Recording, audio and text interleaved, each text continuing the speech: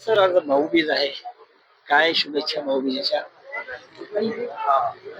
दिपावळीचं सणाचं जे पर्व असतं ते एक आनंद पर्व असतं जीवनामधले, वर्षातलं असतं आणि जीवनातलं सुद्धा असतं. आणि म्हणून ते आनंदानंच आपण तो कालखंड आपण साजरा केला पाहिजे, या मताचा मी कायम आहे. खूप चांगल्या पद्धतीनं दिपावळी यावर्षी इथे या विभागात आमच्या शेतकऱ्यांची आणि सर्व व्यापाऱ्यांची सर्वांची झालेली आहे. एकच की मराठवाडा, विदर्भ आणि अनेक जिल्ह्यांमध्ये शेतकरी अतिवृष्टीमुळे जो त्याचं नुकसान झालेलं आहे, ते मात्र काळजी लावून जातं. आज भाऊबीज आहे. शेवटचा असा हा एक दिवस आहे जो बंधू आणि भगिनीच्या प्रेमाचं प्रतीक ते असतं आणि बंधुभावाचं प्रतीक असतं. दिपावली सणच बंधुभावाचं प्रतीक सांगणारा आहे. मानवतेचा सण येतो, त्याच्याचा सण आहे, मानवतेचा आहे, बंधुभावाचा आहे.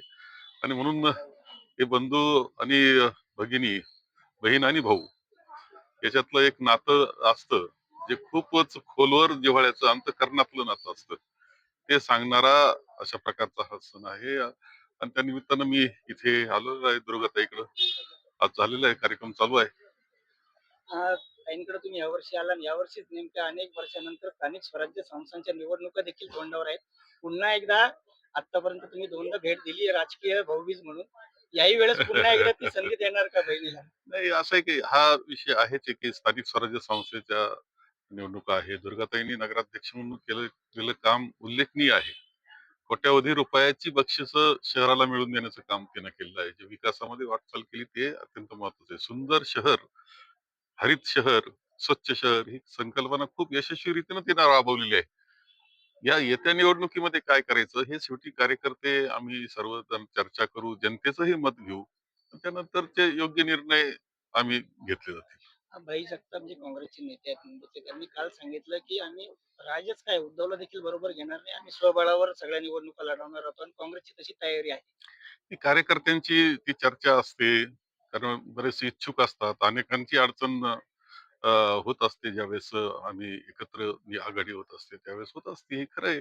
परंतु हे निर्णय शेवटी जे घ्यायचे आहे ते उच्च पातळीला घेतले जात आहेत. त्यांनी कार्यकर्त्यांची भावना कदाचित बोलवून दाखवलेली असेल. राज आणि उद्धव यांची जवळीक जर पाहिली तर गेल्या महिनाभरात अनेकदा ते जवळ आलेले आहेत. काय वाटते ते महाविकास आघाडी बरोबर राज ठाकरे येतील? नाही, एक मला असं वाटतं की त्या बाबतीतले प्रश्न सुद्धा उच्चस्तरीयच असतात, त्यावर मी भाष्य करणं योग्य होणार नाही. पण कोण कुठे असू, कुठे एकत्र येऊ, परंतु एक विचार मात्र केला पाहिजे की या देशाची लोकशाही आपल्याला वाचवायची आहे.